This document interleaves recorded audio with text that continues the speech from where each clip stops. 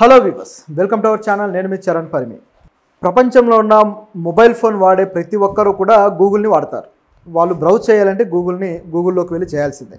So ఈ క్రమంలో చాలామంది ఎవరైనా సరే గూగుల్లో వాళ్ళకు తెలియని ఏదైనా పదానికి అర్థం తెలుసుకోవాలి అంటే ఆ ట్రాన్స్లేషన్ యాప్లోనే దేంట్లోనో మొత్తానికి సెర్చ్ చేస్తారు. గూగుల్లో చేసినప్పుడు అది ఒక ప్రొనౌన్సియేషన్ అనేది వస్తుంది. నిజానికి ఇంగ్లీష్లో అయితే ఆ ప్రొనౌన్సియేషన్ అనేది బాట్ వాయిస్ ఓవర్తో వస్తుంది, అంటే ఆర్టిఫిషియల్గా. అదే తెలుగుకు సంబంధించి ఏదైనా పదానికి ఒక ప్రొనౌన్సియేషన్ని అడిగితే ఒక మంచి క్యూట్ వాయిస్ ఒకటి వస్తుంది. ఆ వాయిస్ ఎవరిదంటే ఒక అమ్మాయిది, తెలుగు అమ్మాయి. అంటే తెలుగులో చెప్తారు కాబట్టి తెలుగు అమ్మాయిని తీసుకుంటారు అనుకోండి. సో ఆ అమ్మాయి ఎవరు, గూగుల్ దాకా ఎలా రీచ్ అయ్యారు ఏంటి అనేది ఇప్పుడు మనం చెప్పుకోబోయే విషయం.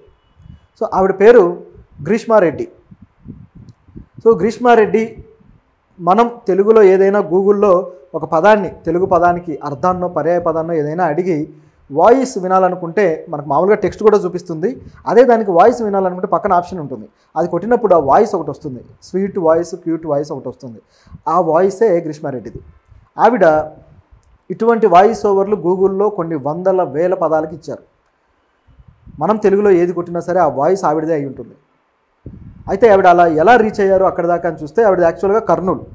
సో కర్నూలులో ఆవిడ బీటెక్ పూర్తి చేశారు. బీటెక్ అది కూడా బయోటెక్నాలజీలో బీటెక్ చేశారు. ఆ తర్వాత సివిల్స్ కోసం ఢిల్లీ వెళ్ళారు. సివిల్స్కి ఢిల్లీ ఎందుకు వెళ్తారంటే ఢిల్లీ అనేది సివిల్స్ కోచింగ్కి చాలా ఫేమస్ ఇదనమాట. మనం ఇంతకుముందు కూడా చూసాం, ఒక సివిల్స్ స్టూడెంట్ ఆ ఢిల్లీ వరదల్లో ఒక స్టూడెంట్ సెల్లర్లో చిక్కుకొని చచ్చిపోవడం, ఇదంతా చూసాం మనం. అంటే ఢిల్లీలో వీధి వీధికి, మన అమీర్పేటలో ఎలాగైతే వీధి వీధికి జావా కోచింగ్ సెంటర్లు ఇవి ఉంటాయో అదేవిధంగా ఢిల్లీలో చాలా చోట్ల సివిల్స్ కోచింగ్ సెంటర్లు ఉంటాయి. అయితే ఇందులో టాప్ సివిల్స్ కోచింగ్ సెంటర్లు ఉన్నాయి, అలాగే నార్మల్ సివిల్స్ కోచింగ్ సెంటర్లు ఉన్నాయి. ఒక ఏరియా దేనికన్నా పాపులర్ అయితే ఆ ఏరియాలో ఆ బ్రాండ్ ఇమేజ్ను ఉపయోగించుకుంటూ అటువంటివి అనేక కంపెనీలు లేకపోతే అనేక ఇన్స్టిట్యూషన్స్ వచ్చేస్తాయి. వాటికి ఆ స్టాండర్డ్ ఉన్నా లేకున్నా ఆ ఏరియాలో ఉంటాయి కాబట్టి ఒక ఇమేజ్ అనేది అప్లై అయ్యి అక్కడికి కూడా పబ్లిక్ వస్తూ ఉంటారు. అది ఇక్కడ ఒక స్ట్రాటజీ, బిజినెస్ స్ట్రాటజీ. కాబట్టి ఢిల్లీలో చాలా ఉంటాయన్నమాట. అయితే ఈవిడ ఒక మంచి ప్రతిష్టాత్మకమైన ఇన్స్టిట్యూషన్లో చదవడం కోసం ఢిల్లీ వెళ్ళారు. అయితే ఆవిడకి ఎందుకు సివిల్స్ మీద ఇంట్రెస్ట్ వచ్చిందంటే నిజానికి ఆవిడ ఫాదర్ జేసీ నాథ్, ఆయన కలెక్టర్గా రిటైర్ అయ్యారు. అదేవిధంగా ఆవిడ మదర్, ఆవిడ శశిదేవి ఆవిడ పేరు, ఆమె కూడా డిప్యూటీ కలెక్టర్గా ఉన్నారు. సో వీళ్ళ ఇన్ఫ్లుయెన్స్ ఆవిడ మీద బాగా ఉంది. సో నేను కూడా కలెక్టర్ అవ్వాలని చెప్పేసి గ్రీష్మారెడ్డి ఢిల్లీ వెళ్ళి ఇన్స్టిట్యూషన్లో జాయిన్ అయ్యారు. అయితే కొద్ది రోజులు గడిచిన తర్వాత తను మరి పరిస్థితులు అనుకూలించలేదా లేకపోతే వేరే కారణాలతోటో ఏమో ఎంబీఏ జాయిన్ అయ్యారు. సో కోర్సు మార్చుకుని ఎంబీఏ జాయిన్ అయ్యి అక్కడ ఇది చేస్తూ ఉండగా అక్కడ ఆవిడకి వాయిస్ ఓవర్ ప్రొఫెషన్ గురించి తెలిసింది. వాయిస్ ఓవర్ ప్రొఫెషన్ అంటే ఇదే.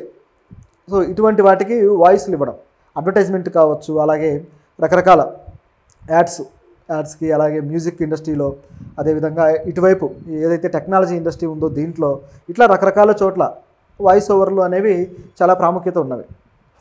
అయితే దీంట్లో దాని గురించి తెలిసిన తర్వాత అమ్మాయికి ఉత్సాహం వచ్చింది. గ్రీష్మారెడ్డి గారికి చిన్నప్పటి నుంచే ఈ తరహా ఇంట్రెస్ట్ ఉందట.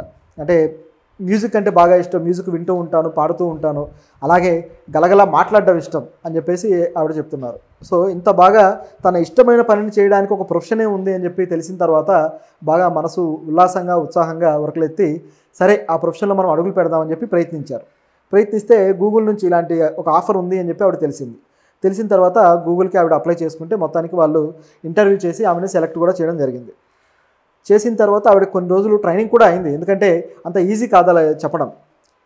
ప్రపంచవ్యాప్తంగా ఉన్న కోట్ల మంది తెలుగు వాళ్ళలో అనేక మంది ఫోన్లు వాడుతున్న వాళ్ళు, అలాగే సిస్టమ్లు వాడుతున్న వాళ్ళలో ఈ ప్రొనౌన్సియేషన్ అనేది తెలుసుకోవడానికి చాలా ప్రయత్నిస్తారు. అదేవిధంగా ఇతర భాషల వాళ్ళు, తెలుగు నేర్చుకోవాలనుకున్న వాళ్ళకు కూడా ఈ ప్రొనౌన్సియేషన్ అనేది ఇంపార్టెంట్. తెలుగు భాషలో చాలా పదాలు ఒక్కోసారి దగ్గర పదాలు కూడా ఉంటాయి. ఒకే పదానికి జస్ట్ ఒక ఒత్తు పొల్లు చిన్నది మారిస్తే అర్థం మారిపోయేంత తేడాలు ఉంటాయి.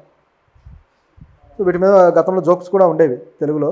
సరే, ఇప్పుడు అవన్నీ ఒక ఎత్తు అయితే ఈ విధంగా ఉంటాయి కాబట్టి ప్రతిదీ కూడా క్షుణ్ణంగా పలికి క్షుణ్ణంగా దాన్ని అధ్యయనం చేసి చెప్పాల్సిన పరిస్థితి ఉంటుంది.